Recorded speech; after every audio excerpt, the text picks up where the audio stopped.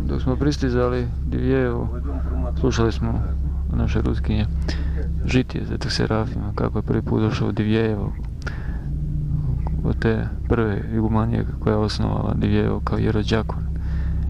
I kao jerođakon 2 puta je posjetio Divjejevo i igumanija je na kraju molila i ostavila brati u Sarovu veliku sumu novca i drugih materijalnih sredstava da pomažu sestri Divjejevo i molila da nikad Divjejevo ne ostave. Kasnije je prepodobni Serafim napustio svoj manastir Sarov i oselio se u svoju pustinju, gdje je imao mnoge muke sa razbojnicima, nam je ostao jedva živ, su ga pretukli, su mislili da ima dosta novca zato što mu dosta naroda dolazi.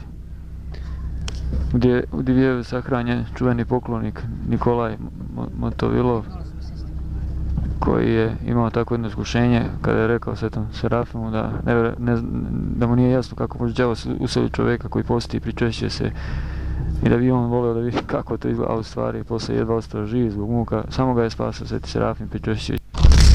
On se pričešćivao i kod drugih svećenika, ali to mu nije pomagalo, to mu dao samo kratku utehu. Kaže da nije bilo Svetog Serafima koji ga je pričešćivao, ne bi ostao ovako živ, ne bi mogao da izaći. Bili smo malo na Deni u crkvi, gdje smo ponovno sreli brata Velimira, pa smo izašli malo ispred crkve i čućemo njega ovako nekih korisnih stvari za naše poklonike iz Srbije i za naše brati i sestre. Evo, brate Velimire, jeste vi jedini Srbin ovdje gdje je imali još koga? Još jedan je došao, a on se zove Stojan Đorđević, rodom je iz Vojvodine, on je isto došao iz Australije tu. Pobožan je čovjek i tu je kupio kuću i želi tu da je svoj zemaljski život okonča isto. Tako. I još se spremaju Srba tu koji bi htjeli da dođu u ovo sveto mjesto. Da, vjerojatno kad vidi da već ima tu Srba, lakše im se snaći. Pa moguće i to, ali više se radi o tome što je ovo sveto mjesto veliko, ovo je 4. udjel Majke Božje i koji svi znaju u potpunosti, u istini, proročanstvo. Oni tu dolaze, tako da naš arhimadrid Tadej, Carstvo nebesko, i on je čak u to vrijeme govorio da se obavezno ide u Divjejevo. On je tu bio 2 puta, otac Tadej, i jedan od tih puta, ne znam koji, prvi ili drugi put, kad je bio, dugo se molio pred ikonom Majke Božje. Ta ikona je bila tu u Svetotrojskom hramu, međutim negdje su sad premestili, ne znam gdje su je premestili. A znam kad su došli iz ambasade ruske u Beogradu kod oca Tadeja, on im je rekao obavezno da kupite zemlju i kuću u Divjejevu.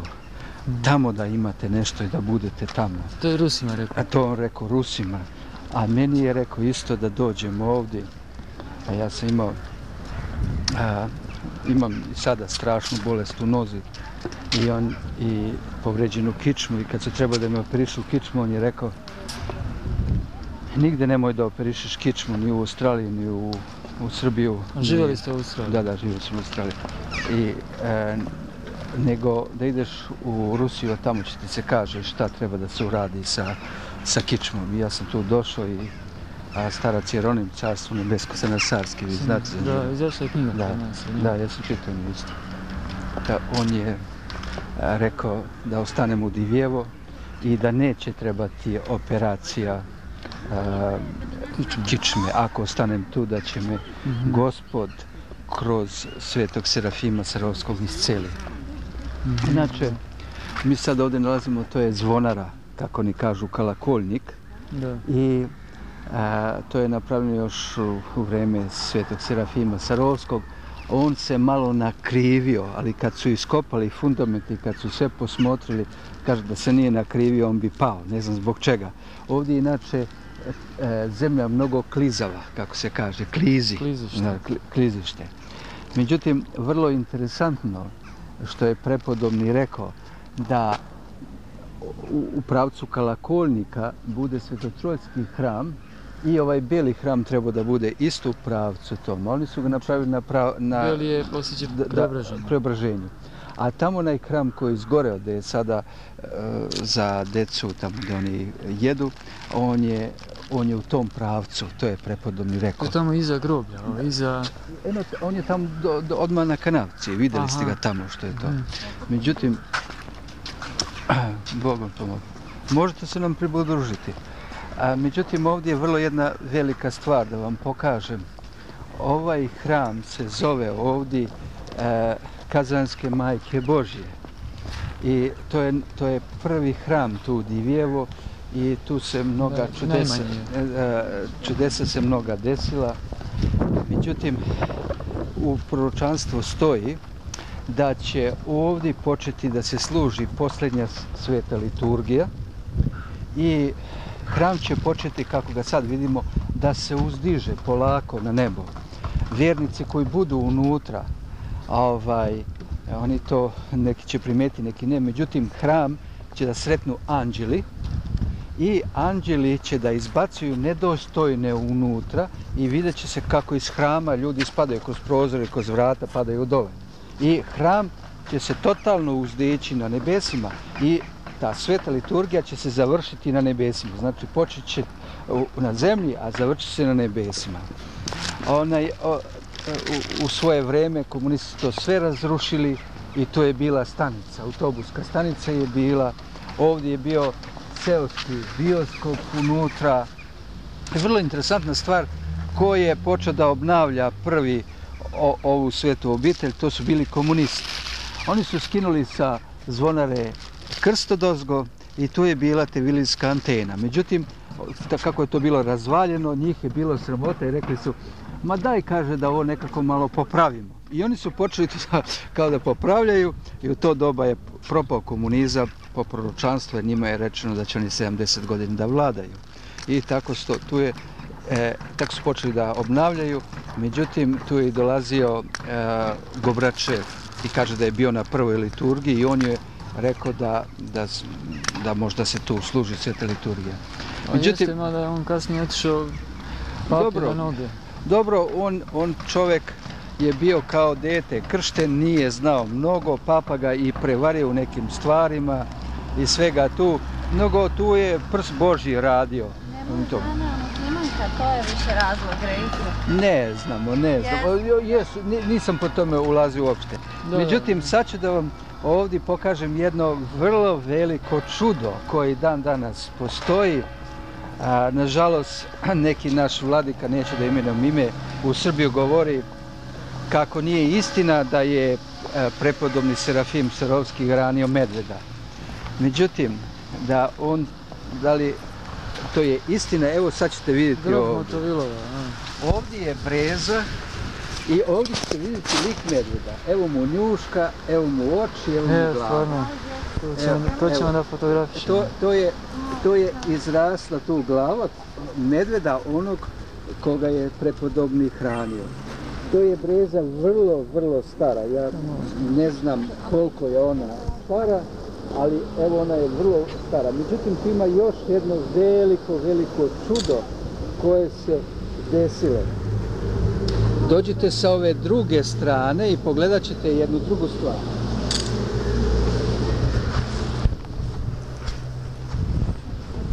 Ljudi su tu Rusi dolazili, znali su za to i oni su htjeli da unište ovu brezu i uzeli su veliko svrdlo, to je veliku burgiju, i zabušili su brezu. I to svrdlo se izlomilo. I ono i dan danas stoji. Evo ga, metal ovdje, vidite. Evo ga, metal, možda slikate da vidite, evo tu je metal. Debelo parče. Da, debelo parče i to je ostalo, to je burgija velika i izlomila se, tako da evo breza još dan danas ona živa tu. A svrdlo stoji, evo ga tu, to je metal, evo vidi se tu da je to metal. Znači ovo je mjesto gdje... Ne, ali je tu... Tu je Motovilov zakopan, on se nalazi tu. I on je zakopan, međutim, ta je breza tu izrasla i eto tu se čudo desilo sa tom brezom, tako da eto to je svrdlo tu unutra i dan danas stoji, možda priđete da ga bolje pogledate, a ona je tamo. Evo svrdlo tu, možda vi znajete, ona tu stoji u nizu. Tako. A tu ovdje su bili grobovi prepodobne Aleksandre, Marke i Jelene.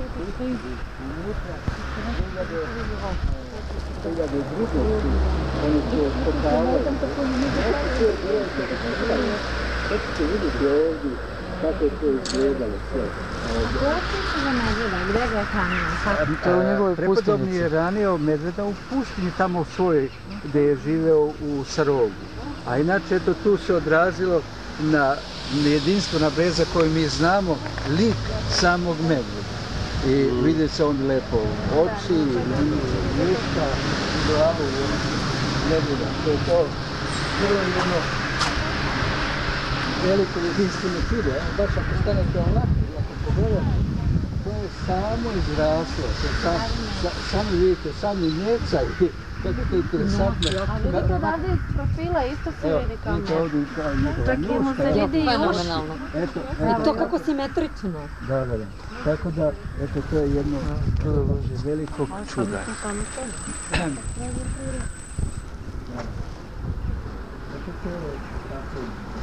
A kada je ovo liturgija kada se da se dopovedamo? To mi ne znamo i sami su apostoli pitali Gospoda kad će to vrijeme doći, kad će to biti zadnje vrijeme. Gospod im je rekao da se niko ne zna ni anđeli na nebu samo do njegov otac nebeski znade. Tako da to što nagađaju i pričaju, vi znate, čuli ste tamo u Srbiji, evo odmah spomenimo, ove naše zilote tamo, znate što su se pojavili. To je, nažalost, velika što je to tako, to je taj Danilo koji vodi, on je bio ranije sektant, sektaš je bio. I nažalost to krštenje što je dobio i svega toga, to je sve palo u propast. Znači, prevagnulo je ono, u njega ono zlo i sada gordost i to se sada razdeljuje. Vrlo interesantna stvar, onaj Serafim koji je sa njim isto, on je bio kod oca Tadeja, tad je bio Teodosije se zvao, ja mislim Teodosije zvao. I došla jedna rasprka između mene i njega i on je otišao kod oca Tadeja i otac Tadej rekao je sve kako će, šta će on biti. A oni su to mislili da će to sve biti sa mnom. Kad sam im pitao oca Tadeja, rekao, oče, kako ste to ispričali, kako će to mene zlo da zadesi? Ma nisam rekao za tebe, rekao sam za njih. Onda otac Tadej još 1993. je rekao o tome, što uopšte mi nismo znali. Tako da, oni su me napali u Svetu Goru kad sam ja došao iz Australije 1991. godine, Danilo i sadašnji Serafim, i rekli su mi, dokle ćeš ti nas da mučiš? Ja sam im pitao zašto. Pa eto tako muči se. Ja kažem, a dokle ćete vi da pravite mog Gospoda lažovom? Kaže, kako mi pravimo, kaže Isusa Hrista lažovom? Tako što vi govorite, eto, došlo je posljednje vreme i gotovo je svega toga i sve govorite se dešava u Australiji. A to nije istina. Što vi govorite da se dešava u Australiji, to ne može ljudi da zovu u Australiju. Skupa je. I vi govorite, eto, to se dešava u Australiji, to se dešava, to se dešava. Mi smo također imali s njima rad, oni stalno koriste laži. I to je vrlo teško. Ja sam rekao jedan put njima, vi možda budete ziloti, ali da budete kao apostol zilot, ali nemate pravo nikog da osuđujete. Nemate pravo te stvari da pravite. Naprimjer, on je jednom, Danilo je pisao kako čovjek mora da bude kršten i da mu svaki milimetar, kvadratni milimetar bude ukvašen u vodi. A ja mu kažem, pa, rekao, izvini, sad izvini ovdje žene, rekao, izvini, rekao, pa ti nisi u pravilnom po tom, nisi kršten kako treba. Kaže, ja sam kršten, ja sam zagnjuren. Pa rekao, ako si obrezan, onda si kršten, svaki milimetar ti je umočen u vodi. I žalost je, treba se molimo za njih, ali mitropolit Amfilohije Danila bio duhovnik u svoje vreme, kad je bio u Vršcu mitropolit Amfilohije, i on je rekao u svoje vreme, bolje da su ostavili monaštvo, da su oženili, manji bi greh imali, nego što ovo prave, zbunjuju narod i te stvari. Tako da mi se molimo za njih, ali stojite što dalje od tih ljudi koji govore posljednja vremena, i te stvari. Tako da, eto, to je vrlo opasna stvar. Vrlo opasna stvar. To je to otac bolje zna. On je kod vrlo dobrog i velikog duhovnika našeg, koji, tako reći, počeo da pati kao i što otac Tadej. Eto to. Nego da sad se vratimo ovdje u Divljevo. Evo sad ćete ovdje vidjeti na slikama kako je ovo izgledalo. I baš je bio naš patrijarh tu kad su oni počeli da rade. Evo 2003. kako je to počela se radi. Evo ovo je litija koja je, evo, nosi mošti Svetog Serafima Sarovskog i oni odlaze ovim putem ovdje se vraćaju, a u stvari Sarov je tamo. Evo tu je Sarov, u daljini dole. I oni odlaze, ja sam tu stojao u to vrijeme. Evo tu sam ja baš stojao, u tom momentu kad su nosili. Oni su počeli da ovo obnavljaju. Vidite, to je bilo takav izgled. Evo vidite. To je taj bioskop. Ne, bioskop je tamo bio, a tu je bila autobuska stanica, znate. I oni su srušili sve ove kupole od ozgo to i tako je to izgledalo. Poslije su oni to... To je ovaj hram. Da, to je taj hram. Bez zvonike i kupole. Da, i oni su tak njega završili. Međutim, evo ovdje pogledajte kako on je bio u unutrašnjosti.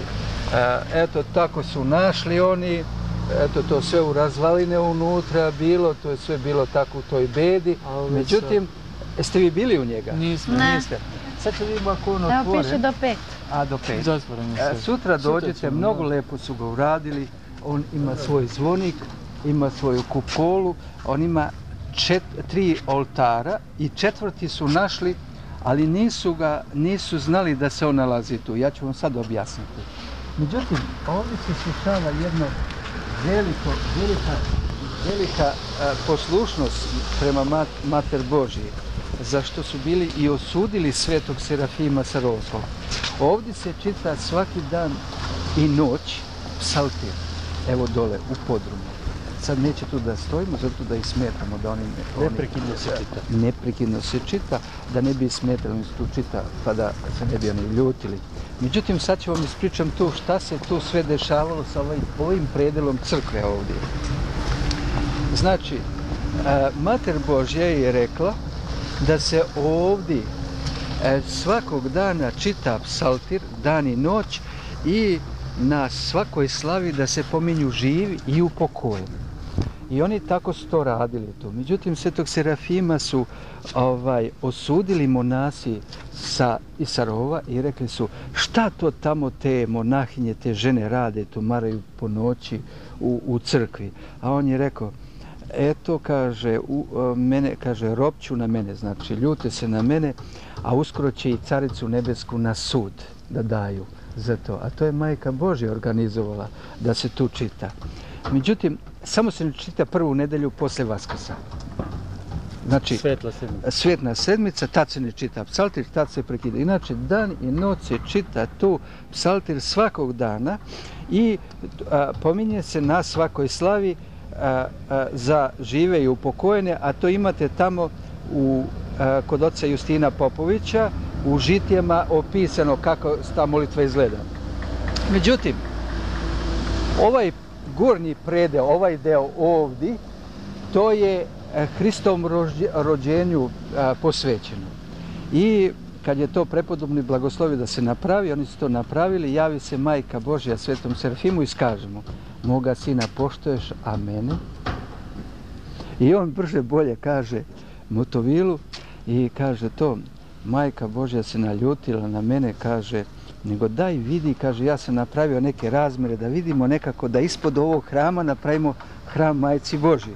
I on dođe, izmeri sve i kaže, može, ali bit će 4 stuba. A on kaže, o, slava tebi Bože, slava tebi Bože, slava tebi Bože, 4 moštiju bit će.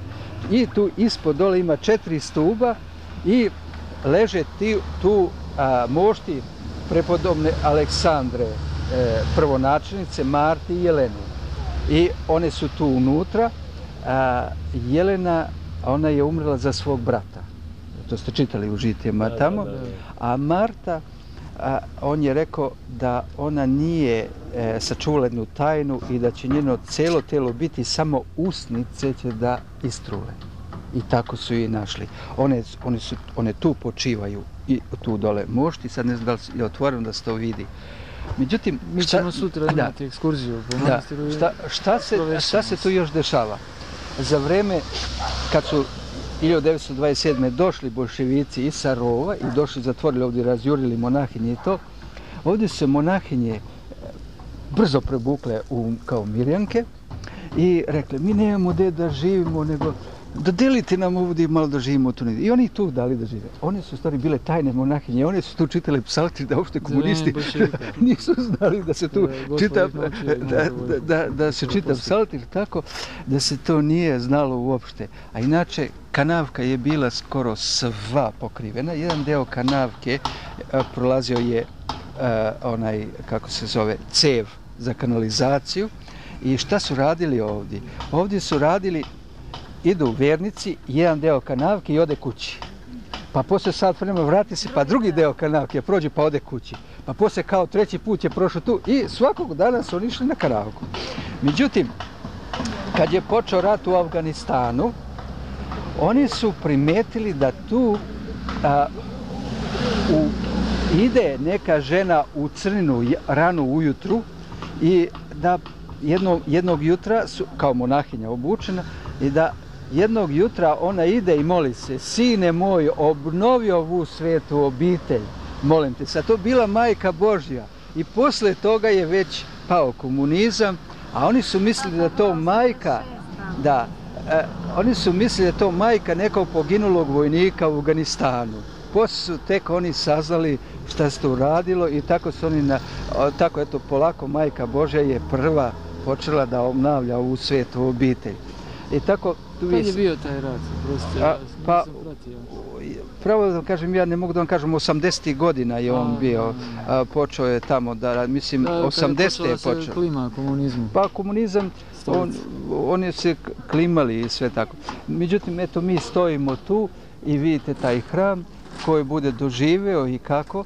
Tu će se održati ta posljednja liturgija u Divjevo i počet će liturgija na zemlji, hram polako će se diže u vazduhu.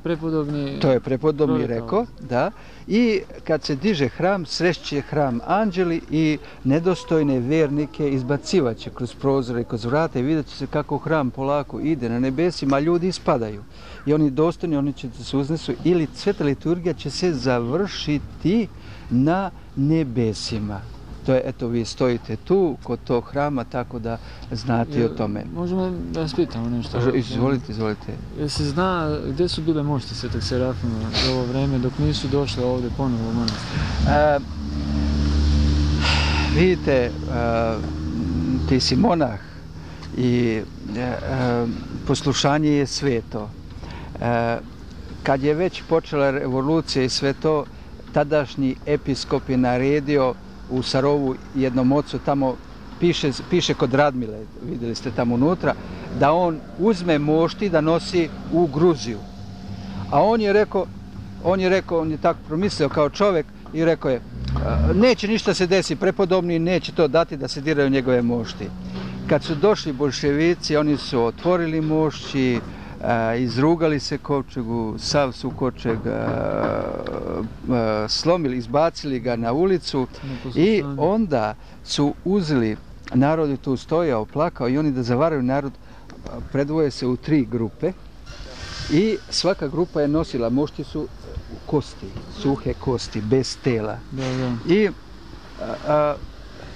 morat će da prođete okolo da bi došli do ovdje. Ne, od ozgo. Mi ćemo se čekamo, dođite od ozgo. I oni su otišli u 3 grupe, u 3 pravca. 3 grupe su otišli u 3 pravca, tako da zavaraju gdje se nalaze mošti. I mošti su prvo odnešeni u Moskvu, a završili su u St. Peter, u Peterburgu. Petrograd su završile tamo i one su stojale u jednom džaku, u uglu, tamo gdje to je bio ateistički muzej unutra. Oni su to stavili. Da, tako se zvao. Da. Međutim, kako su oni prepoznali mošti? Tragali su za mošti i episkop Evgenije koji je bio pre ovog sada, on je bio doktor u svoje vreme i on je dugo tragao za mošti i našao ih. I mnogi govore da to nisu prave mošti ovdje danas. Međutim, ja im kažem da imamo dokaz da su to prave mošti po tome što kad je car Nikolaj došao, koji je proslavio prepodobnog i rečeno car koji mene proslavi, ja ću njega proslaviti, on je stavio na desnu ruku narukavicu zlatnu na prepodobnog i po toj narukavici oni su njega prepoznali. Znači, mošti. Da, ona je na moštima stoji i onda je sam prepodobni rekao moje telo, moje kosti neće ostati u Sarovu, nego će biti u Divijevo prenešene. I eto to proročanstvo se tako i obistinilo i donijeli su to. On je u Sarovu proslavljen. On je u Sarovu proslavljen. Ja ću vam sutra pokažem, uzmite, ja sam već poslao u Srbiju Antonini Pantelić koja prevodi, ona već ima čudesa od proslavljenja prepodobnog. To su sva čudesa koje su monasi napisali. Do ovih savremenih. Do danas. I on i dan danas... On čudotvori i tu. On čudotvori i tu. I on čudotvori nevjerovatno. I on pomaže. Javlja se u Grčku, javlja se u Srbiju. Znam čovjeku kome je pomogao, koga prizove. A da nisu njegovi mošti, on bi se javio i rekao da to nisu njegovi mošti. Oni tu nevernici, ti koji, ne znam kako da kažem, malo vernici ili neupućeni, podležu. Tu se mnogi javljaju kao, imali su neke snove, kao kod nas, javili mu se Sveta Petka ili javio se... Svakoj drugoj, trećoj ženi. Da, sve to se javi. Tu isto ima tako to, međutim, prepodobni Lavrentij Činigovski, Carskom nebeskom, on je rekao da se pazimo, na svakom uglu će biti ti blaženi i blažene koji to govore, koji to pričaju, tako da treba se paziti toga. Ja sam imao veliku raspravku sa njima da su to mošti te. Međutim, kad su oni mošti nosili iz Moskve, pešice su nosili iz Moskve, išli su i kad su se približili Nižnjem Novogradu, tu koji je 220 km od nas, jedva su umolili prepodobnog da uđu mošti u gradu. Nije hteo prepodobni da uopšte uđu u gradu, jer u tom gradu on je bio prvo za vreme komunista zatvoren, drugo tu se radile mnoge stvari, tu dan danas postoji muslimanska zajednica, nego i crkva, nije crkva, nego ne muslimana, ovih židova, ovih sinagoga, a džami isto postoje tamo. I tamo se mnogo šta radi i dan danas nepravilno, ima mnogo sektanata tih i svega toga. Tako da su oni... Inače Rusija je baš puna sekti. Molim? Puna je sekti Rusija. Pa to je mnogo Gobračov pogrešio tu, jer oni su mu rekli treba da vera bude slobodna. I onda su Amerikanci tu i ubacili svoje i to oni su mislili da totalno ubiju pravoslavlje. Jer otac Tadej je govorio zašto su nas bombardovali. Oni ne znaju uopšte zašto su nas bombardovali u Srbiju. Ali su oni osjećali da mi njima smetamo. A kako im smetamo? Pravoslavni kad se molimo naše molitve koje se znose, njima smetaju da organizuju što oni hoće. I oni su nas bombardovali jednostavno, uopšte nisu znali zašto su nas bombardovali. Tako da njima isto Rusija smeta. Vrlo interesantna stvar da vam kažem i ovo. Ja sam 2003. bio na Svetoj gori, znači ja sam iskušenik manastira Hilendara i 2 puta me se desila tamo paraliza nogu i otpustili me zbog toga. Tamo kad je starac Pajsije bio na Svetoj gori, on se molio Gospodu i kaže Gospode, ja sam ostao sam, mnogo mi naroda dolazi. On je rekao, Gospod mu se javio i rekao mu, Pajsije, imam još 70 staraca 3 puta bolji nego što si ti. Nego oni neće da se projave uopšte. Ti starci, tamo koji tajno žive, oni napišu pismo, neko svoje javljenje, znate. I kad napišu pismo, oni stave to tamo ili u Kareju ili negde da se to nađe. I nađeno je pismo, jedan starac opisuje tako, kaže sve crkve koje budu obnovljenje parama ekumenistima, da će od njih odstupiti Božja blagodat. I kao što se oni sada trude i zato su naš Hilendar sveti upalili da bi imali kontrolu. Hilendar je bio slobodan. I on je rekao, kaže, a mi monasi nismo oskuđevali u ničemu, u Prvom svjetskom ratu i u Drugom svjetskom ratu, a sada samo nazivamo monasima i ako se ne ispravimo, teško će nama biti. I onda je on rekao, blagodat će odstupiti od svuda i ostaće samo na 2 mjesta blagodat na zemaljskoj kugli, a to je isto udel Majke Božje Kijev, to je 3. udel, i Divjevo. I on kaže, mi ćemo morati iz Grčke otići ili u Kijev ili u Divjevo da se pričestimo. Međutim, Majka Božja je rekla prepodobnoj matroni, Bogom danoj, koja nije mogla da hoda, čitali ste njenom, koja nije mogla da hoda, ona njoj se javila, Majka Božja, i rekla ovako, idite sada i što češće se pričešćujte, doći će vreme kada ćete moći samo jedanput godišnje da se pričeste, gdje vam ja budem ukazala, to Majka Božja rekla tako. Tako da, ja kad sam pitao u Australiju ljude, sveštenike koji razumiju tome, ja kažem, kako ćemo to mi znati da nema blagodata u crkvi to? Kaže, javit će se u svetom pričešću. Kad dođeš da se pričestiš, ti ćeš da osjetiš da iz njega izlazi neki neprijatan miris. I to će, kaže, biti da nema blagodata. Mogu da vam to i dokažem jednim primjerom. Naši srpski raskolnici koji su živjeli u Australiju, jer UDBA je tako napravila. Došli su u Australiju, znali su tamo Srbi, da su tamo četnici i oni su se plašili. Mislim, komunizam se plašio njih. I onda su oni rekli, vidite, patrijarh German je udbaš, on je komunista, njega kontrolišu komunisti, vi nemajte ništa s njim. I oni su oddelili od Srpske pravoslavne crkve. Kad se oddelili, nazivali su sebe Slobodna Srpska pravoslavna crkva. Možda zamislite jednu stvar. Kad su oni čitali molitvu Bogojavskoj vodici da se osvešta, blagodat nije silazila na tu vodu i ta voda se kvarila. I oni su to pripisali i rekli su, ovdje su velike vrućine i kvari se vode. Ja kažem, pa ja ne držim svoju bogojavsku vodicu u frižideru i ne kvari mi se. I on kaže, ne kvari se. Tako da, eto, to je koliko je velika stvar. Sada, nažalost, u Rusiji je nastupilo isto raskol. Prišli su patrijarhu Tihonu, kao ne priznaju više patrijarha Moskovskog i prišli su to. I oni kažu da on ima dao blagoslov za to. To nije istina. On je dao za vreme revolucije blagoslov i da se proizvede samo mitropolit koji je proizveden u Srbiji, u Karlovcima, i kada prođe komunizam da se ponovo sjedine.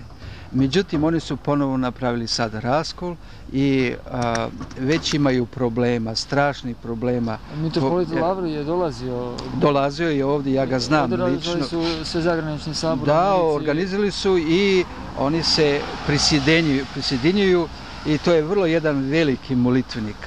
Ja sam bio u Đordovilu. Da, ja sam bio u Đordovilu kad je on bio iguman i ja prvi put sam ga video i on kaže, da imaš otpust od Hilendara, sad bi te zamonašio. Ništa mu nisam rekao. Samo kad sam došao, ti on kaže, da imaš otpust od Hilendara, ja sam zvanični njihov iskušenik, i kaže, ja bi te odmah sad zamonašio. Ja kažem, pa ja sam slobodan od njih. Kaže, ne, ja ne smem bez otpusta. A ništa mu nisam rekao, nisam tražio monaštvo, niti šta. Kad je tu došao, bila je policija okolo i on me vidio i došao i sad oni se plaše milicija ovdje, šta i kako, ovdje ima raznih tih ljudi. A on zove mene, a ovi ne da, i on onda me pozvao i kaže, zagrlio me, poljubio i onda su oni tek vidjeli da me on zna da nema opasnost. Evo, sad da vam kažem ovdje. Ova zgrada ovdje koja se vidi sad nedavno zbog sada pođem vam da bi to malo bolje vidjeli, da bi vam objasnio. Htio samo da primetim da to ostane i za naše. Sve ove zgrade ekonomske i konaci koji se obnavljaju sad po manastirima u Rusiji, sve se radi u starom stilu. Znači nema novog stila gradnje. Oni se trude kakvi su prozori, šare, kakve su fasade. Oni se trude da sve se to obnovi kako je bilo. Evo sad ćemo stati ovdje, vrlo je vrlo lepo da vidite. Ova zgrada koju vidite ovdje, ove boje plavkaste, tu su oni dočekali cara Nikolaja mučenika, baš ispred tih vrata, to se zove igumanski korpus, znači igumansko to. Tu je bio sud, Divjevski sud, Boljševički. Da, i oni nisu htjeli da izađu, dakle, iz suda. I ako je bio Vrhovni sud naredio da oni napuste tu zgradu manastirsku i da izađu. I na vavedenje Majke Božje, kad se završila sveta liturgija, niko ne zna kako i šta, upalio se krov i počeo krov da gori. I tako svi su morali da napuste. Nije izgorela zgrada, samo krov. I međutim, oni su htjeli to da sve pripišu kako to igumanija namjerno napravila. I dođe inspekcija iz Sarova, stručnjaci za požare, i kažu u sudu je počeo požar. I Majka Božja ih isterala. Međutim, ovo zdanje koje vidite ovdje, gdje je ovaj zeleni krov, to je za arhijepiskopa sadašnjeg Georgija i patrijaha. I na dan, u noći pred Vladimirsku ikonu, kad se ona praznuje, krov je izgoreo. Oni to pripisuju da se to uradilo zbog struje, a to samo Majka Božja zna zašto i kako. Međutim, ovo zdanje ovdje, tu je bila milicija. Tu ko zna koliko ljudi u tom podrumu dole ubiveno i mučeno za pravoslavnu veru, za Hrista. I oni su to dali i evo to je sada to manastirsko to. I oni to po starim fotografijama, što me otac malo prije pitao, oni tako restauriraju i hoće da to sve ostane kako je bilo nekada. Tako. Sve se radi u drvetu, kao brvnaro. Da, to je bilo drveno i oni tako završavaju. Evo ovo isto zgrada je manastirska, ovo je isto tu dole, sve to tako. Ovdje sad ovaj put koji postoji, taj put nije bio, oni su ga komunisti napravili. Inače ovdje je ispod dole jezero, to je sve to tu manastirsko. I oni sad, nažalost, manastir otkupljuje te zgrade. Nažalost, otkupljuje te zgrada. Međutim, hoću da vam jedno kažem, a to je, vi ste možda vidjeli na slikama ili možda ste kroz Moskvu kad ste naišli na ono veliko zvono koje je prslo. Da, u Moskvi ja sam bila. To zvono nigde nije zazvonilo, prepodobni je rekao da će to zvonom vazduhom biti prebačeno iz sada tamo gdje u Moskvi gdje se nalazi, znači bit će samo će sjedini onaj deo koji je otpao, sjedinit će se i ta zvonara će biti tu dole. Ona se malo vidi tu dole, ona žuta zgrada tamo, tu će biti tu i kaže on, tu kad on zagudi, kaže, čuće se u celoj okolini. Sad oni kažu da će to helikopterom biti prebačeno. To je ogromno zvono, ne znam koliko ono teži, kilograma, tonama, i tako da će to biti tu. Eto, to se očekuje da se to isto uradi. Tako da ove zgrade ovdje što vidite preko puta, to su sve kao državne i te zgrade, ovo su privatne tu kuće, to je sve manastirsko. To je sve manastirsko i to polako se vraća, tako da sa ove strane, od same reke, pored mene gdje ja idem, tu se zid ne vidi od nas, evo ga vidi se ovdje, ne, ovo je garaža. Evo vidite se ondje zid kroz ovu skelu, tamo što je malo pokriven. Bledo. To je zid koji od reke do vrha 990 metra je dužine. Tu je ta stena. A sa druge strane nema stena, zato su bile tarabe. Mislim, ograda je bila tarabe, jer kaže se da će manastir biti do igrališta. Toliko će tamo biti proširen sa te strane. I prepodobni govori da će tu biti prva ženska lavra, da će biti više od 1000 monahinja, sad ih ima 800. Već? Već. Kažu da je bilo pre 2-3 godine 400 broj Dragan bio. Vidite ovako, tu ima mnogo skitova i mnoge žive po skitovima. A evo, na primjer, ovo zdanje se vratilo, tu se već uselile monahinje.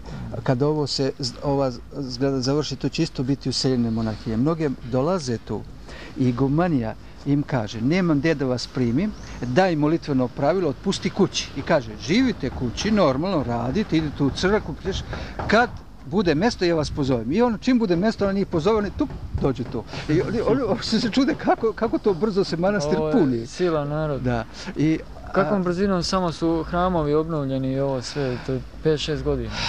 Da, vidite o čemu se radi. Sada, tu će ponovo, proročanstvo postoji da će ponovo komunisti da uzmu vlast u svojim rukama na kratko. Oni su mislili da su uništili totalno veru, da su ubili Hrista u Rusima, da su očistili, da nema više toga. Kad je to puklo i kad su oni vidjeli hramove odjednom puni, šta je to, kako je to?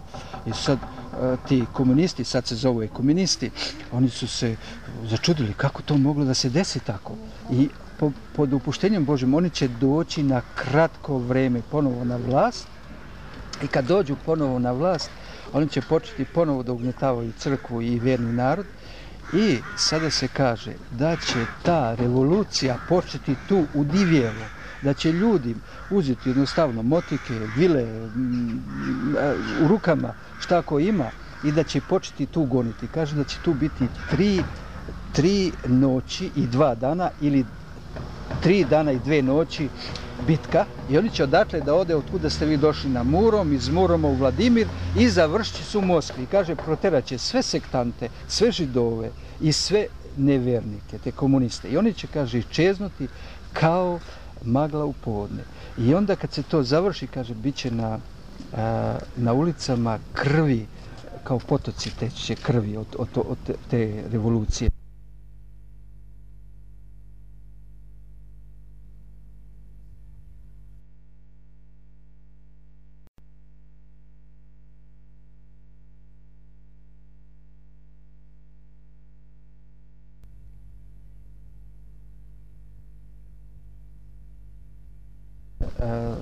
Živi negde u Sibiru sada. Tarabići su rekli da će se on zvati Mihail. Biće vrlo pobožan čovjek i on će se proslaviti u Srbiji. On će doći kao vojnik u Srbiji i oslobodit će Srbiju od muslimana, od svega toga i iće od Hercegovine prema Albaniji, Kosovu i Albaniji, oslobodit će to. Čime? Vojska. A koja vojska? Ruska vojska. Ruska vojska. I onda kada oslobode Albaniju, oslobodit će Solun i Soluna otiće u Turskoj i oslobodit će Tursku i tu će se zacariti. U Turskoj, onda će to biti Vizantija. A šta će biti u to vreme ovdje u Rusiji? Pa ta revolucija će tu završiti, onda će tu pravoslavlje niknuti. Znači ovdje će biti Rusi znaju o knjaz, tom, bar ovi pobožni. Znaju. To čije proročanstva? To su proročanstva dosta sastavljam, čak ima i naših Tarabića tu. Jer jedno da razumemo oko Tarabića, molim vas, to je Ava Danilo iz Velike Remete rekao meni. Kad sam ja bio kod njega 95. i kažem, oče, šta se to radi sve, vi ste stari, šta je vladika naš sveti govorio u vezi Tarabića? A on kaže, da, kaže, baš mi Miloš to pitao. Kaže, kad je bio naš sveti vladika živ, doneli su mu Tarabićsko proročanstvo štampano pred Prvog svjetskog rata. Vladiko Nikolaj? Doneli su vladici Nikolaji. I on kaže, Vladiko, šta ti kažeš za ovo proročanstvo? Jer oni su tamo pisali, nisu štedili nikoga. Obrenovići oni su čistili što se njima nije sviđalo. Karađorđevići su čistili iz tog proročanstva što se njima nije sviđalo. Znači svako je čisto iza... A komunisti su unosili što im se sviđalo? Komunisti su iskoristili najviše to proročanstvo. Čak i ovi novi za Koštunicu. I šta je rečeno? Rečeno je, to u Srbiju treba tamo da objavite, obavezno, molim vas. I on je rekao... Objavljeno je to originalno proročanstvo, njihovo bez ovih komunističkih i ovih DOS-ovih. Sad, čemu se radi? Šta kaže otac Danilo, Carstvo nebesko? On kaže, da li su vladici proročanstvo? On je pročitao. I kad je pročitao, on je napisao na korici i rekao, ovu knjigu koju sam ja pročitao, istinito je sve, ovi su ljudi bili pobožni, njima je sa više, znači od ozgo je javljeno i to se nalazi u jednom manastiru ženskom.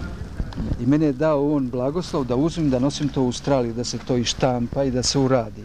Znači, u tom proročanstvu je opisano i oni su rekli doći će ruska vojska koja će osloboditi Srbiju I taj njihov general Mihail, on će poslije biti car. I oni su njega lijepo opisali. Tako eto, čak i oni su opisali. Međutim, kad su otvorili grob cara Konstantina Velikog u Vizantiji u 4. veku, našli su pismo. Ko je to pismo napisao? Proročanstvo. On je rekao, bit će Bogom dan car na severu, koji će biti jako pobožan, koji će očistiti iz Rusije i pravoslavnih zemalja i Vizantije sve muslimane i sve židove. Nijedno, kaže, neće ostati. Te dve knjige se nalaze, znači to se zovu knjige Rusija pred drugi dolazak Isusa Hrista. Tamo su sva proročanstva na ruskom data. Gdje može da se nađe? Postoji sadašnji novo izdanje? Ovdje su počeli izbaciti tu knjigu, židovi su svu tu knjigu sklonili. Ja sam poslao Antonini, ona se nalazi kod Antonine i tamo su divna proročanstva, istinita. Tačno ko je rekao, gdje je rekao, kad je rekao, šta će biti. Antonino Pantolić. Baš moj sugrađan. Oj, čovječe, kako me. Jel možemo oprostiti polako krenemo? Da, možemo. Ja sam htio to. Tako da, ako vas interesuje to proročanstvo, obratite se njoj. Da, to će sigurno štampati kod nas. Ajde vam pokažemo ovdje. Prođemo ovdje polako. U stvari, pa možemo. Kod nje se nalazi to proročanstvo. Tako, ako vas interesuje, vi možete da vidite, ako vam dozvoli da to uzmete, da se to prevede. To su dve ogromne knjige. Evo vidite, to je dogradnja, evo to je temelj. Da. Uz ovu crkvu. Kako se to njima omaklo, da nisu znali, oni su tu nalili pesak i tu je bila ona dizalica na šinama. Kad su oni sve očistili, oni su tek onda našli ovaj... Znači hram je sužen. Znači hram je proširen, ali napravljen je po starom. A znači ovo ovdje šta će biti dalje, ne znam, ali to je temelj isto uz ovaj hram ovdje. Ima mjesta za još jedan oltar i priprema. Da, tako da... Pa, ja kad sam bio kod starca Jeronima, carstvo mu nebesko, to je bilo 2000-te, ja sam pogriješio malo prije što sam rekao, 2000-te su vadili mošti. I kad sam ja rekao starcu, oče, rekao, počeli su da vade mošti ovdje. A on kaže, Marta, Jelena i Aleksandra. I on stao ovako. I moli se i kaže, a 4. bit će Evdokija. Kažem, oče, kako? Pa kaže, bit će Evdokija će biti. Sad, ko je to Evdokija, šta i kako, mi ne znamo. Tako 4. mušti će biti, on je... Ovdje 2 grobaca, ove strane ovdje. Jedan je duhovnik, a ovdje je Motovilo. A tu su ležale... Nije ovdje kraju, nego u džetku. Znam, to je duhovnik koji je bio, koga je Sveti Serafim Sarovski ovdje poslao. Eto tako, ovo je sada nova policijska zgrada ovdje, zelena, nalazi se na teritoriji manastira. Međutim, vrlo jedna interesantna stvar da vam kažem. Da, evo ovdje je bista Lenjina. Ona je bila na teritoriju manastira. Ovdje u Porci. Tu je bila nekuda, gdje je bila, tačno ne znam. Međutim, šta se desilo? Taj gradonačelnik koji je tu bio, to je predsjednik glavni tu koji je bio, on je bio pobožan čovjek. I dođu njemu kažu, šta da radimo sa bistom Lenjinovom? A on kaže, u noći uzmite i prenesite je negdje. I oni dođu u noćima i vjernici dignu bistu i donesu ovdje. Kad su sutra u ponedjeljak došli, rekli, bista Lenjina nestala. I on kaže, dajte miliciju što pre, dajte, kaže, da vidimo te buktovnike, šta su to napravili, šta su radili. I dok su oni u Jurnjavi tako trčali to, dođu njemu, kaže, našli smo ga. Pa kaže, de? Pa kaže, došao ovdje ispred ove zgrade. Pa kaže, ne sviđa mu se tamo, kaže, neka ga bude tu. I tako, eto tako su ga prebacili tu eto tu se dešavaju nove stvari, tako da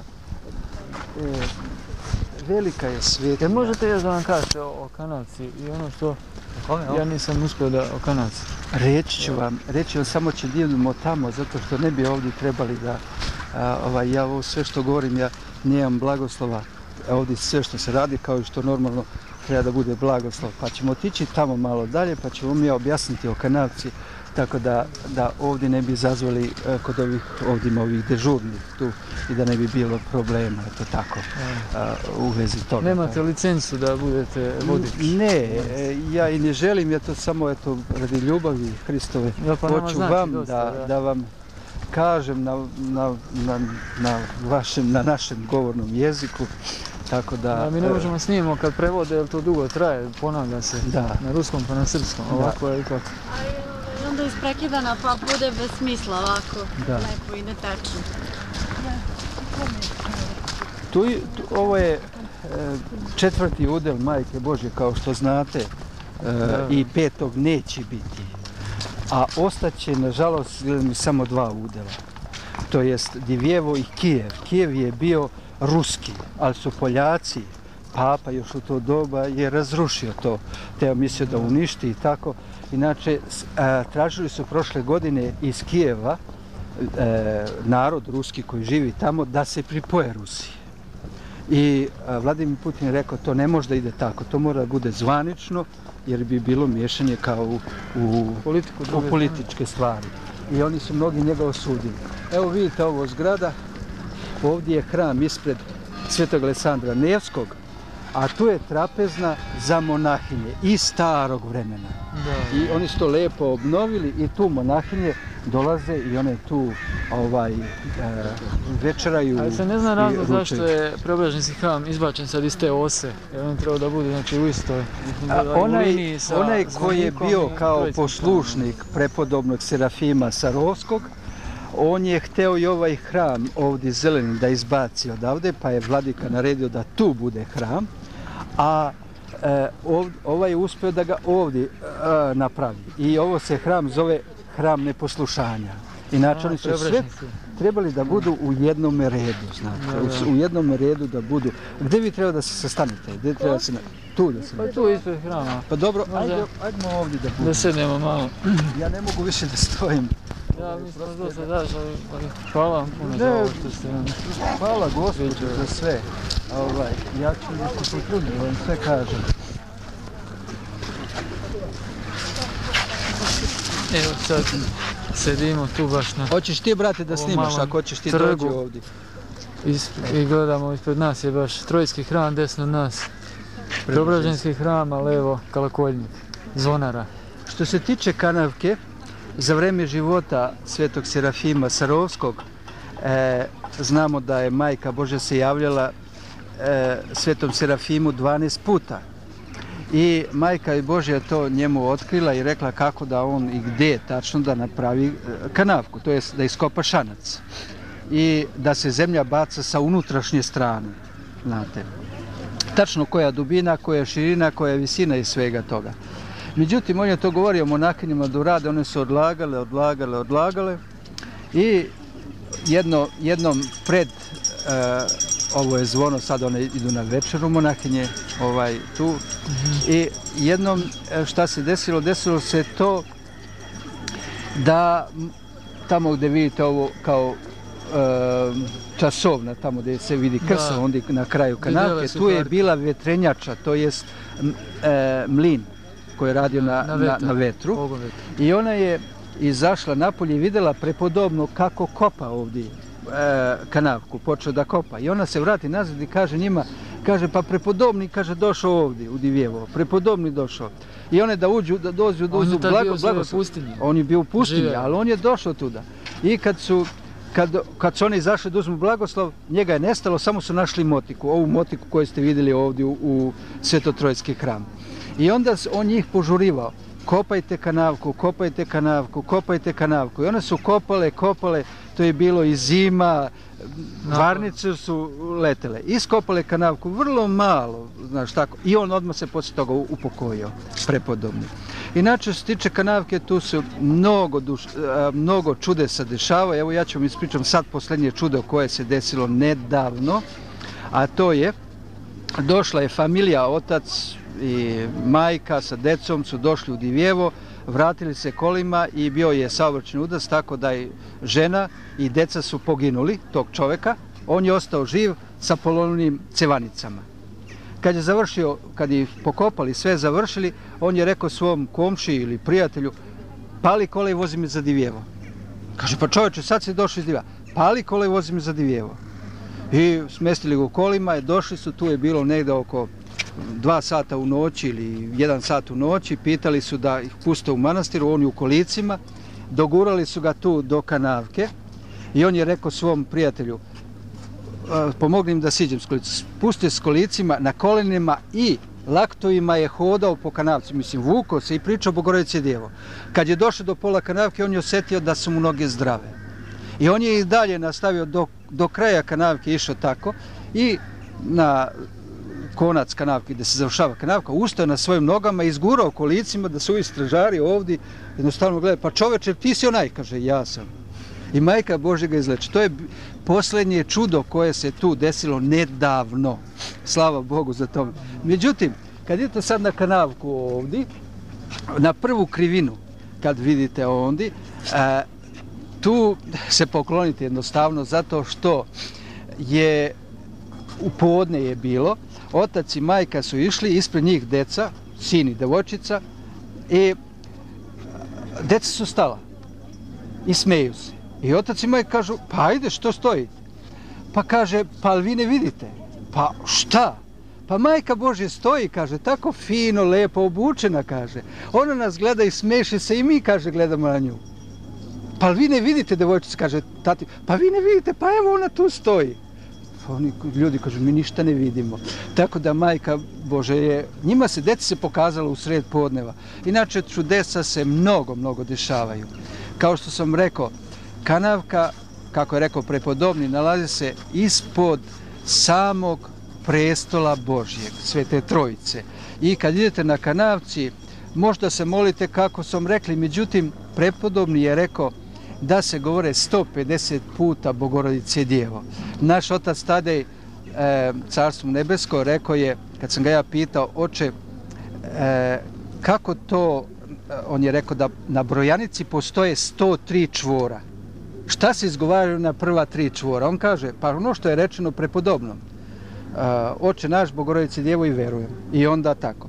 I vi izgovorite tu molitvu i poslije izgovarate 150 puta Bogorodice Djevo. Kad završite tamo, vi možete i više da kažete 150 puta. Ne bi trebalo manje, možete više da kažete. I onda izgovorite tebi Vojvodkinji, ili Vozbranoj, izgovorite i poslije te molitve tražite, kažete, presta Bogorodice, molim ti se za mog oca, majku, za brata, za sestru, pomozi za to i to, ili za upokojene. To je način kome je prepodobni tako rekao. A ovo dodavanje poslije svakih 10 milosrđa dveri otvori nam i ove druge molitve, oče naš, to je dodavanje, to je novije, tu je jedna zabuna išla u vezi toga, tako da ne bi trebalo se mučiti oko toga. Tako da, to sam teo da kažem u vezi Kanavke. Otac me zamolio da sad ponovim ono što sam rekao danas. Kanavku je video astronaut German Titov 1963. Sva u plamenu. I on je to objavio, zato su ga i ubili u kosmosu. I zadnje viđenje je bilo 1995. od Leonida, tačno da vam kažem, ja sam zapisao, kosmonauta Leonida, koji je bio ovdje u Leonov Aleksej 1995. On je najbolje opisao i bio je tu u Divjevo i to stoji tu zapisano. On je rekao da iz Kanavke izlazi oganj, neveštanstveni oganj, i da ide pravo na nebesima gore. I da to, kaže, postajano taj oganj on je vidio. Pošto on bio kršten, verujući, on je udostojio se vidi. Međutim, kad je on jednom pogledao kako taj oganj ide odozgo i gdje se on to još dalje prostire, kad je pogledao na više sebe, on je vidio otvorena nebesa. A šta je vidio gore? mi to ne znamo. Tako da Majka Božja svakog dana u 3 sata po ruskom vremenu ujutru, kad se završi nebeska liturgija, ona dođe da običe svetu obitelj i prođe po kanavci. I mnogi su... 3 po ponoći. U 3 sata u ponoći i mnogi u 3 ujutru i mnogi mirjani koji su dostojni vide Majku Božju. Vide i monahinje, ali više je potrebno kako onim, znate, čudesa mnogo rade da ljudi priđu Gospodu, pa se više javlja njima Majka Božja. Tako, eto, to o kanavci da vam kažem. Ne treba tražiti viđenje, ne treba očekivati da se nama javi. Ne, mi ne bi trebali da idemo u tome, nego katolici. Drugo, kad idete kroz kanavku, vas taj oganj pere. Jednostavno, ako mogu kažem pere ili kako, kupa se u tom ognju i čiste se grehi. To ja koji sam došao ovdje sa 2 štakama i vuku sam desnu nogu, imam za sobom 7 operacija. Ja svaki put kad prođem kroz kanavku, ja se kao da se obnovim, kao da se preporodim. Jednostavno, kad ne idem na kanavku, taj dan za mene je kao izgubljen, kao da nisam živio taj dan. I tu monahinje, evo sad će oni da večeraju, posle večere vrate se u hram i onda odlaze na krstni hod, što bi vas ja zamolio da odete svi sa tim krstnim hodom, da, litija, i igumanija koja je tu, ona nosi ikonu umiljenje ili praznika i ide napred, prvo idu sestre za njom, jeromonasi, sveštenici idu odmah iz Svetog Trojskog. Oni idu tu kroz Kalakonj i kroz Zvonaru odozdo, okolo, idu na kanavku i prođu svu kanavku, vrate se odozdo i onda se ikona postavi ispred hrama i svi celivaju. I to je s time završeno.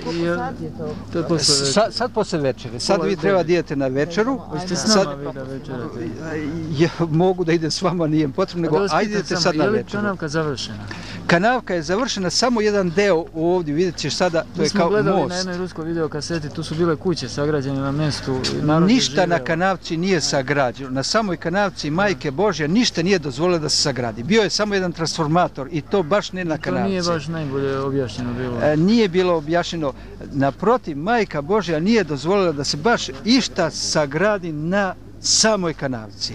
Nažalost, ovaj deo kanavke, kad sad idete od prve krivine pa na gore, tu su bili cevovi kanalizacije. I 2000-te su to očistili. Čovjek, taj komunista koji to izveo, te radove, još je živ. Kad su mu prišli i pitali ga, pa čovjek, što ste uradio? Da se ne diraju ti cevovi, tu mora da ostanu. I oni su rekli, ma čovječe, smiri se, staj s tobom. I izvadili su te cevove i tako da je kanavka slobodna. Tako da, rekao sam po kanavci, za vreme komunista šta su radili ovdje divijevski vernici.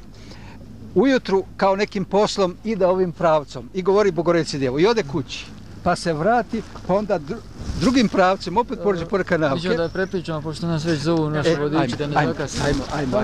Iz kog ste dela Srbije, rodom? Ja sam rođen u Ravanici. U samoj Ravanici. Da, kod Mošti. Sad ste dugo živjeli u inostranstvu, nam ovdje nedostaje naša Srbija.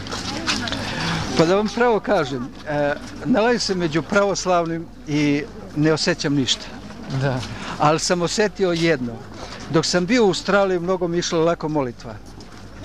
Da. Ali kad sam došao u Srbiju i u Rusiju, treba malo više truda da bi se molio. I pitao sam Vladimira Zamahajeva u Beogradu, sveštenik, kako ga znate, on je ruskog porekla, i kažem, oče... U Srpskoj crkvi je sveštenik? Da. Kažem, on je u Beogradu tamo. Kažem, oče, kako to u Australiji mi išla mnogo laka molitva, a ovdje mi ide teže. A on kaže, tamo si živeo među neznabošcima, pa je veću blagodat Gospod dao da te zaštiti.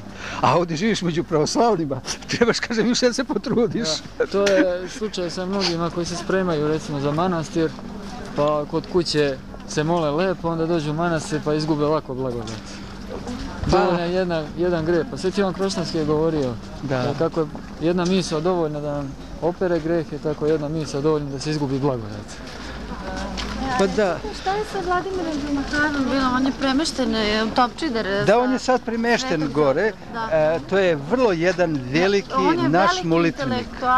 On je veliki intelektualac i fantastičan, zato i pitam. Nažalost, ne nalazi na razumevanje kod mnogih, a inače je vrlo, vrlo veliki molitvenik. On tako ima fine pouke i svega toga da je to neverovatna stvar. Pravi ruski sveštenik. On je Rus, on je poreklom Rus, čist Rus, ali ima u njega ono čisto pravoslavlje. Čisto pravoslavlje, da je to neverovatno kako on ima čisto pravoslavlje u sebi. Eto, tako da znate. Hvala vam puno. Hvala Gospodu Bogu. Mi ćemo se vidjeti još sutra. Preko sutra već idemo rano, znači sutra.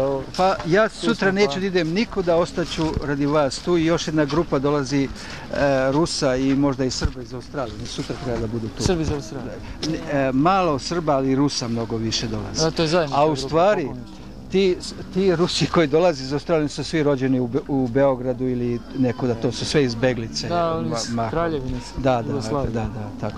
Vidite tu da jedete ili iza? Ovdje. Gosevaja trapeznije. Jer oni će vas pozovu, oni vas zovu tamo da uđete ili kako? Sad će oni, da. Ja ću vas sačekati, vi lepo večerate, pa ćemo još popričati. Mi moramo diskretno da vodimo razgovore s vama ovako, da ne naljutimo našeg ruskog. Ne, to nipošto nemoj da naljutite. Ona zna dosta detalja, ali dugo traje zbog prevođenja. Da, sedite na pod. I oni su poslušali i seli su. Blažena Pelagija je rekla caru i carici, u toj tu kući si plavaju do naše trpezarije Gostinske, naredila im da sedu na pod. Tako je slobodu imala. Pred Gospodom. Nažalost, manastir mora to da otkupi. A i pred zemaljskim vlastodržcem, bez obzira što su oni bili pravoslavni, pokrovitelji pravoslavne Ruske crkve. Ostalo je nešto, to treba da pitate unutra. Uđite sada polako na večer i večer. A u taj sad put nije 150 ili jesmo? Pa jednostavno ako idete nogu pred nogu i zavisi kako pričate, kojom brzinom pričate. Treba da se broji, najlakše se broji na brojanici. Ali oko 150 puta se treba priče. I sporo da govoriš tamo. Vaša mala brojanica, 33 tvorića, 5 puta je okrenuti. 5 ovi brojanica i to. Kad se pominje, neko mi rekao mogu se pročitati. Možete tu, pročita se Vozbranoj, tebi Vojvodkinji, i onda kažete presta Bogorodice, molim se, zaživi, ti, upokojeni ti, eto tu, znaš, to ide poslije, tu se očita molitva. To ćemo mi se malo se naravno spomniti. A vi možete još jednom ako ćete da prođete po kanalici. Mi uopšte da prođemo još jednom i možemo načinimo i par slika dok nije pa mrak. A možemo mi da poravimo se izgovorimo koji smo, kad budemo kretali kući, ustanemo 2:30 i prođemo. U 3 sata. Možemo. A bit ćemo ujutru. sutra uveč opet. Manastir je zatvoren, vi mora idete dole kod Blažene Paše kuće i da pitate da oni otvore. Znači morate ovom cijelom ulicom idete dole okolo manastira i da dođete da vam otvore. Ne, ovuda mi ulazimo. Ne može, to se zatvara. Tako da. Znam, ali volim da pođemo. Znači to je teško samo za one koji su u manastiru, ne čevaju. Oni bi mogli znači u 3 sata, da.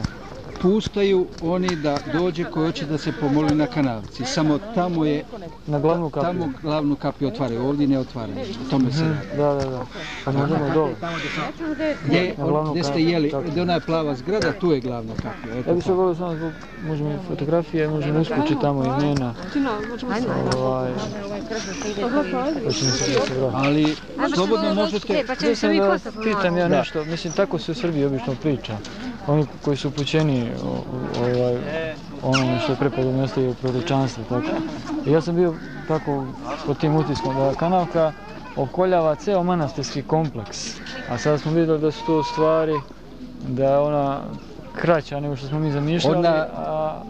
I kažu da Antihrist neće moći da pređe zbog tog ognjenog stuba. Preko kanalke će se spasiti oni koji budu unutra, a vidimo zapravo da su hramovi izvan kanalke. Ne, oni su pravilno rekli, ali niste razumjeli pravilno, ovo je devičanska obitelj. U ovoj kanalci se nalaze device koje je Mater Božja odredila i rekla prepodobnom tu i tu uzmeš i da staviš tu. To je tad bilo. I tu treba da se to obnovi, tu će biti devičanska obitelj. Tu samo device mogu da obitavaju i to je ta obitelj, melničanska ili devičanska obitelj. Tako da to je to. A inače, blagodat Presvete Bogorodice pokriva od od Zvonare 60 km u krug. To je pokrov Majke Božje na celo Divijeno. Eto, to da se razume. Znači, a ovo je hram. Eto, to je ovdje, to je hram koji se nalazi u Kanavci. On se obnavlja? Ne, ovdje se ne obnavlja, tu je sada trpeza za decu, za ovo internat ovdje, škole. To nisu još vratili. Ovo i ovo nisu vratili, a inače to je hram bio tu. Eto vidite ovu zgradu, tu je bio hram. I oni su poslije revolucije, kad su oteli to iz Nairoli monahinje, oni su tu napravili mlin za mlevenje mlin, brašna. I onda je to izgorelo i kad je to izgorelo, oni su napravili to. Inače, tu su temelji hrama. I u ovoj Kanavci, tu je Devičanska ili Melnička obitelj. Zašto je to napravljeno? Kad je izgrađivan manastir, oni su mnogo radile monahinje i imali su vrlo teško molitveno pravilo. I mnoge monahinje su bežale odavde. I prepodobni je rekao više puta tadašnji igumanit, smanji to pravilo, veliko je molitveno pravilo, ne može da se to izdrži. A ona je rekla, ne, igumanija, tako su nama starci Sarovski rekli i mi neće ništa da menjamo. I onda Majka Božja rekla, u redu, odvoj, uzmi mi te i te monahinje device i njima će biti ono kratko molitveno pravilo. I tako je odvojeno i tako je nastala ta obitelj tu. Da, i onda možda osjetite kako je to onda bilo to igumani što nije trebala da posluša i to.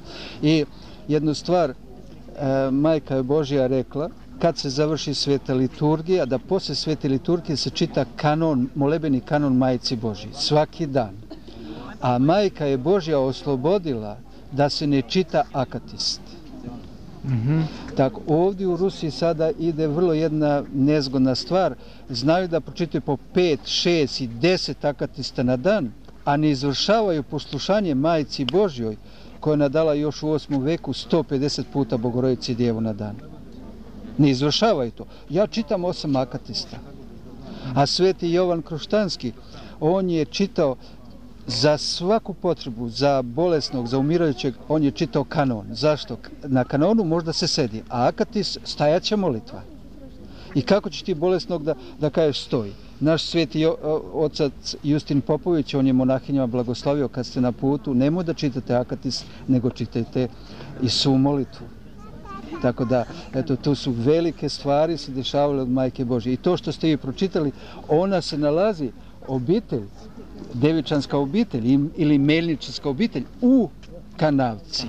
U Kanavci se nalazi. Tako da, to razumete. Evo sad taj internat treba da skinu. To što ste vidjeli na filmu tamo u Srbiju, to su bile šupe na Kanavci. Da, to je bilo. Ali ovdje se to sve brzo obnavlja, menja, tako da već to više nije. Majka Božja nije dozvolila da ni jedna stambena zgrada, da ni jedna familija ne živi u Kanavci. Nije dozvolila, baš su monahinje to pretresli, kaže, nije Majka Božja dozvolila da nijedan bračni par živi u Kanavci, nego sve su živjeli van Kanavke. Tako da i vidite ove zgrade, sve što su napravljene su u Kanavci, a ne na Kanavci. Tako da je Kanavka slobodna, Majka Božja to sačuvala. I car Nikolaj je hodio po toj Kanavci, naš patrijak Pavle je hodio to. Bolševici napravili taj internat, znači opet su tu deca, znači... Da, oni su to pravili, ali nisu ni znali šta su radili, eto tako, to je dopuštenje bilo tako. Ali evo sad, evo oni odlaze, tu je bio spomenik, vojnik ruski sa automatom stojao, tu je bila petokraka, iz nje je izlazio plamen, sloboda i to. I oni nisu htjeli odatle da izađu uopšte, baš da je ova jela, tu je stajao, nisu htjeli da izađu. I dođe jedan Nikolaj koji je to radi, kaže, Velimire, idem sad u Nižni, od Vrhovnog suda smo dobili. Kad su otišli u Nižni je naredio da se odmah odavde čiste komunisti. A bio njihov praznik. I oni došli i manastir mole, molim vas, samo ovaj posljednji praznik da proslavimo ovdje i odmah će da idemo. I oni su im dopustili. Ovi iz Niža kažu, zašto ste im dozvolili? Napolje. I isterali ih napolje. Ovo zove se Park Slobode. Tu su oni urgijali, tu je bilo, strašno je bilo. Ovo pripada Vladimirskoj oblasti? Ne, Nižnogorskoj oblasti. Nižni Novgorod je... Nižnogorska oblast, to se zove tu. Međutim, po proročanstvu prepodobnog, sva ova sela što ste vidjeli okolo i ovo ovdje, to će se sve spojiti, to će biti Divjevo. A Nižni će da pola upadne u vodu, bit će nakazan i glavni grad posle bit će Arzamas. Gubernija, kako oni kažu, Arzamat će biti to. A za Sarov je rečeno da će Sarov biti rukav Divjevski. Pola će biti kažnjen, upašće u vodu. Šta ima sad u Sarovu? Pa u Sarovu tamo grad i tamo šta ima ja ne znam, ali on treba da bude otvoren grad, ali ovi koji žive u tom gradu ne daju da se otvori, znaš, zato što su tamo kao naučni istraživni centri i tome svega toga. Međutim, oni dobijaju dodatak zato što je zatvoren grad i neće da se otvore. Bio je Nižni zatvoren, Arzamas je bio zatvoren i Sarov, oni su to otvorili. Pre 3 godine on je otvoren, ali oni ne dozvoljavaju da se otvori. I tako da ste vi tražili u Srbiju od patrijaršije, da oni traže od patrijaršije ruske, vi bi imali sad dozvolu da uđete u Sarov i da posjetite mesta. Jedno u vezi Sarova, da vam kažem, daj malo da se pomerimo, ovdje smo na samom putu da se oni ne... Pančevačke crkve, Presveta Bogorodica Gospod. Hoću da... Samo oprostite za ove ikone barokne, jučer smo bili u opštini i tamo su neke bake sablažnjavale, pitale su nas zar su ovo pravoslavne ikone. Rusi vole lepe ikone barokne, ali ovaj barok je baš pretjeran, zapadnjač. Znate šta? Čak ni za Ruse ovo nije pravoslavna ikona. Znate šta? To je, rekao ste, iz Pančevačke crkve. Da. Vidite, znate o čemu se radi? Vladika Irinej kakav je, takav je. On je jednog dana došao i pokupio po Sabornoj crkvi sve u Novom Sadu ikone, izneo kod Saborne crkve u dvorište i zapalio. Sveštenici su kukali, vrištali i narod i svega toga. I on kaže njima, ljudi, pa vi znate da ovo nisu pravoslavne ikone, nego su katoličke. A naročito u Rusiju, posle Petra Velikog, tu se mnogo katolizam uselio. Vidite da njihovi sveštenici nose ove odežde od pozadi samo uzdignuto. Ako bi vi nju malo pogledali bolje, to se pravi trougo od pozadi. To nikuda neće da vidite u pravoslavlju, nego tu njihove te odežde i to.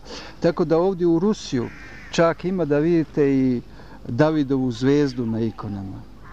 I to, mada, međutim, ovdje je mnogo ostalo katolizma. Mnogo je ostalo katolizma od Petra Velikog. I to treba da prođe vreme da se očisti. Ja ne mogu bez blagoslova, ja sam ocu pričao šta se tu radi i ja mnogima govorim, pa nemojte to tako da radite, to se ne radi na Svetoj gori, to se ovako ne radi. Neki me slušaju, neki traže tamo dogmatima pa kaže ti si prav i te stvari. Međutim, ostavimo to da oni to reše. To će rešiti Gospod kroz cara Mihajla Ruskog. A ne zaboravite da su našli proročanstvo od svetog Serafima Sarovskog i rečeno da će Rusija i Srbija da se sjedine. Prepodno Lavrentić Černogovski također govorio, da će biti savez slovenskih zemalja, sve pravoslavno. Koja zemlja bude ušla u taj savez, razumete jednu stvar, nas su Bugari mnogo ubivali, a pravoslavni su. Bugari nisu Slaveni, nego su Tatari. I oni imaju u sebe tu klicu, krv unutra. Kad su oni osvajali Rusiju i kada su se raspali, oni se tu udomačili u Bugarskoj današnjoj. Oni nisu Slaveni.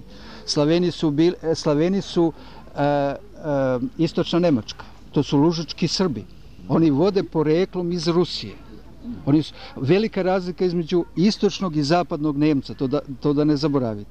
A onda u Češku, Slovačku, tu je otac Justin propovedao, tu su bili ogromno mnogo Podkarpatska Rusija, mnogo pravoslavnih. Hitler je to sve čistio. Tako da znate da... Stalin koliko je pravoslavaca? To je druga stvar. Međutim, sada se vratimo na jednu drugu stvar. Da se vratimo na ovo. U Sarovu je išao sveti Serafim Sarovski i sretne Majku Božju sa svetog Jovana, bogoslova, ljubljenog učenika Gospoda Isusa Hrista i svetog Nikolaja Čudotvorca. I Majka je Božja nosila žezel i kad je udarila sa žezelom u zemlju počeo je izvor, voda je mlazom iskočila i Majka je Božja rekla da će taj izvor biti lekoviti nego ona evanđelijska banja. I od svake bolesti će lečiti sve to. Međutim, kad su došli komunisti, oni su taj izvor zatvorili. Zalili su ga betonom i onda su stavili odozgo, naredili su da sve iz grada, onaj otpad, da se tu donosi, da se baca. I Gumanija je pokušala par puta da se to račisti. Nije se moglo.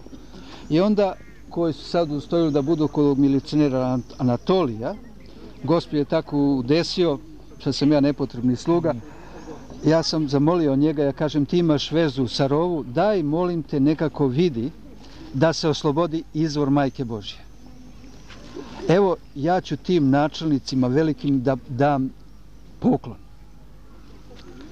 I on je jednostavno otišao uz Božju pomoć i kaže njima tako i tako, pa kaže oslobađamo, ali pod jednim uslovom, da vi čistite.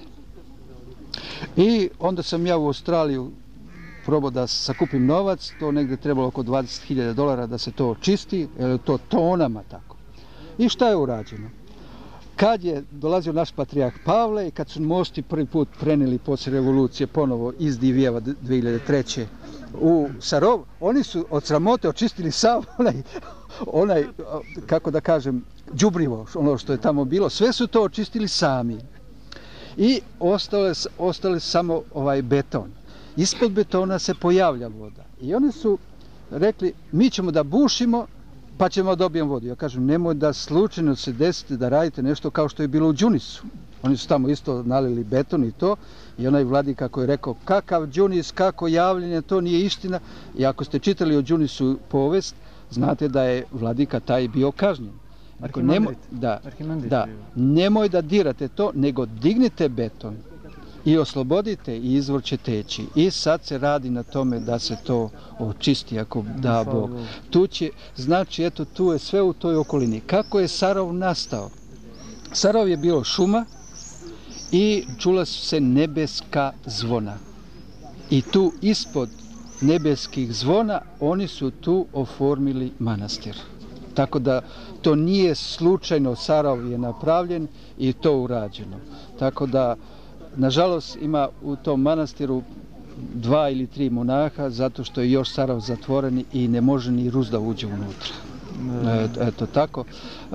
To je to kao vojna baza, šta ja znam iz svega toga, međutim, ja nisam istraživao i ne znam, naše nije bitno uopšte da se znade u vezi toga.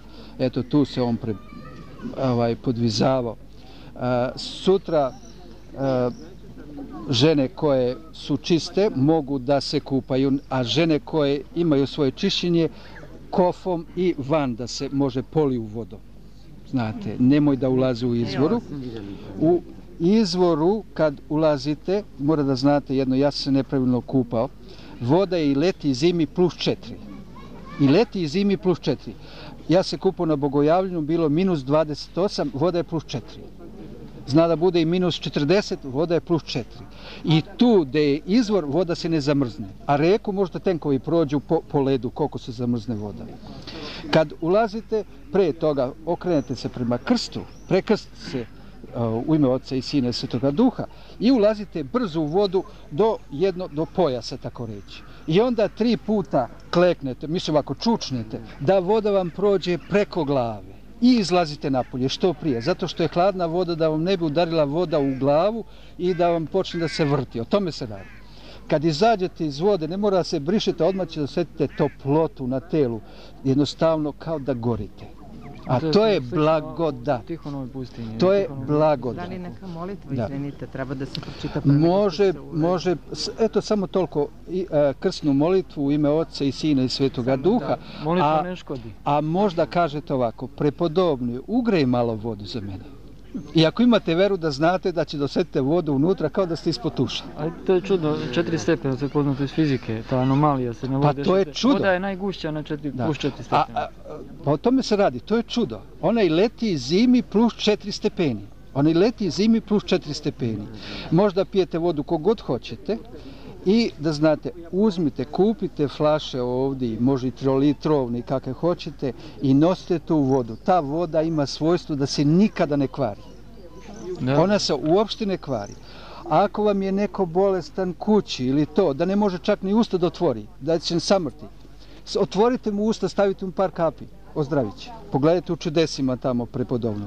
Kad vam ostane toliko voda za 2 ili 3 prsta u flašu, dolite izvorsku vodu unutra, ona se osvešćuje. Tako da, to je vrlo lekovita voda. Ako dođe do ubivotine ili nečega, uzmite čistu jednu maramicu ili maramu, utopite u vodu i stavite kao zavoj. To nestaje.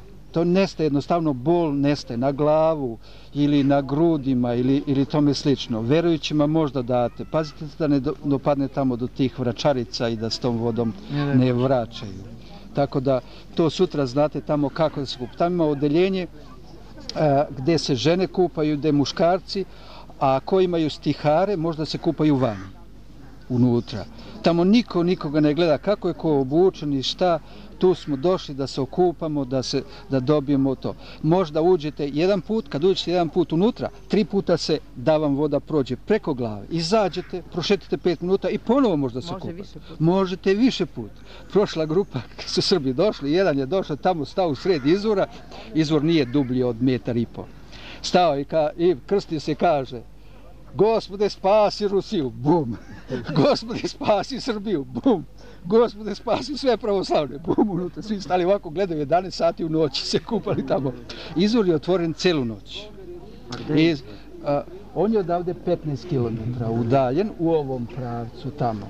Tako, ako ne znam da li vaš autobus steo sad ubere ili da se plati taksi ili kako.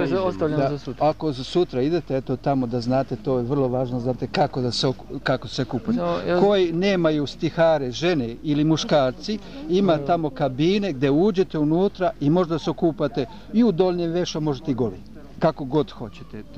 Jeste upoznati sa tipikom, bogosluženjima? Sutra počinje u 5 sati je prva otvaranje i prva liturgija da, zato što je onaj predeo gore osveštan, 40 liturgija ide sada i zato tu svakog dana, za 40 dana ima svakog dana liturgija. Inače, leti ima... Pola osvećan, jel? Ne, jedan deo, tu više oni imaju oltare nad oltarima. Da. Tako da u 5 sati je otvoren hram, u 5 sati je otvorena isto i kapija ovdje, možda uđete unutra. Počinje oni govore, ne počinje opšta ispovest, očita se molitva pred ispovest. I on pominje tamo kad kaže imena, vi kažete za sebe ime. I onda posle počinje ispovest, ispoveda se, onda se čita one osnovne molitve pred liturgijom i posle toga počinje sveta liturgija. To je prva liturgija. A druga liturgija kasnije počinje u 8 sati, tako da znate sad u Svete Trojice.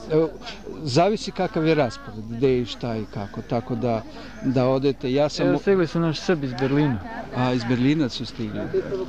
A gde su oni iz Berlina? Neka završite vi ovo sad što ste Eto, to je najveća stvar, nemoj da zaboravite da uzmite malo zemlju, uzmite koju malu kesicu, uzmite zemlju odavde, isto možda držite negde u malu neku flašicu kao ono za injekciju od praha i da stavite u kući, svi kažu da čuva kuću od požara.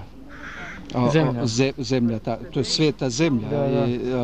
Sveti Serafim je rekao, nikom ne davajte tu zemlju. Međutim, po blagoslovu, tu je zemlja, pa možda uzmete malo. A rekao da se nikom ne daje. A on je rekao, nemoj da dajete nikome. Zemlju. Da, zemlju. Tako da, to je od ostatak od kanavke, pa oni su to dali s blagoslovom i tako, ali prepodobni je rekao da nikom se ne daje zemlja. Znači, taj ko uzme, to je samo za njega, jel? Da, za njega. Tako, ja ne znam kako da vam to pretulmačim, ali tako je to, tako to stoji.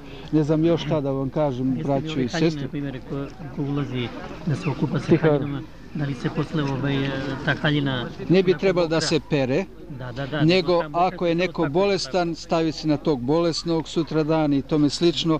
A ako imate čist peškir pa umokrite u vodu, osuši se, on služi posle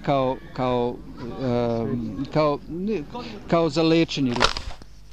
Zemlja iz kanavke vrednije zlata, kažu dvije vjerske sestre da je tako govorio prepodobni Serafim.